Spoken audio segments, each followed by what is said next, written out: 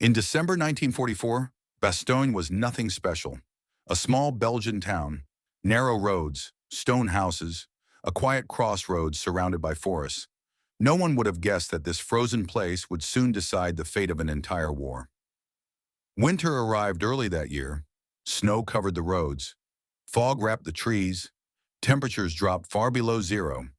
Soldiers on both sides believed the war in the West was nearly over. They were wrong. Before dawn on December 16, 1944, the silence shattered. German artillery thundered through the Ardennes forest. Thousands of shells ripped into Allied positions.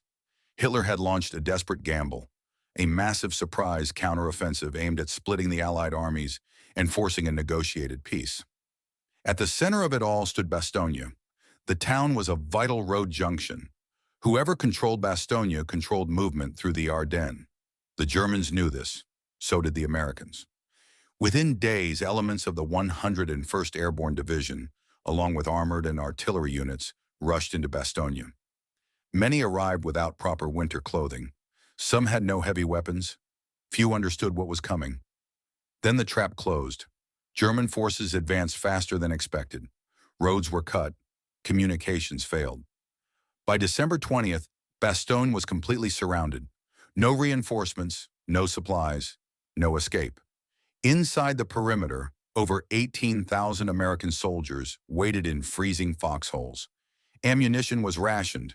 Medical supplies were nearly gone. Wounded men lay in cellars turned into makeshift hospitals, where surgeons worked without heat or sufficient light. Snow fell constantly. At night, temperatures dropped so low that weapons froze. Soldiers slept sitting up, afraid they would not wake if they lay down. Frostbite claimed almost as many men as German bullets.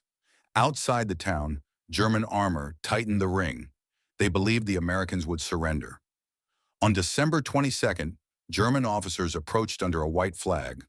They delivered a message demanding the immediate surrender of Bastogne, warning of total destruction if the Americans refused. Inside a cold command post, General Anthony McAuliffe read the demand. His response was simple. One word. Nuts! The message was delivered back to the Germans. Confusion followed. Insult or refusal. Eventually, its meaning became clear. There would be no surrender. The German attacks intensified. Tanks emerged from the fog. Infantry advanced through forests and fields. Artillery pounded the town day and night. Buildings collapsed. Streets vanished beneath rubble and snow. American paratroopers fought house to house, tree to tree.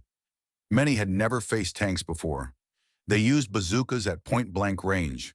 They waited until engines were close enough to hear. Casualties mounted, yet Bastogne held. Then on December 23rd, the sky changed. The clouds broke. For the first time in days, Allied aircraft appeared overhead. Parachutes drifted down carrying ammunition, food, medicine, life itself. Morale surged. Men cheered despite the shelling. The siege was no longer silent. Still, the Germans pressed on. Christmas arrived in Bastogne without celebration. No lights, no warmth.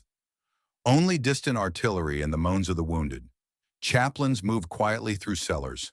Some soldiers received letters that would be their last. Outside the town, one man was racing against time. General George S. Patton had turned his entire Third Army north, an impossible maneuver in winter conditions. Roads were clogged. Fuel was scarce. But Patton pushed forward. On December 26, 1944, the sound of gunfire changed. From the south, American tanks broke through German lines. The siege of Bastogne was lifted. Men emerged from foxholes covered in frost and dirt.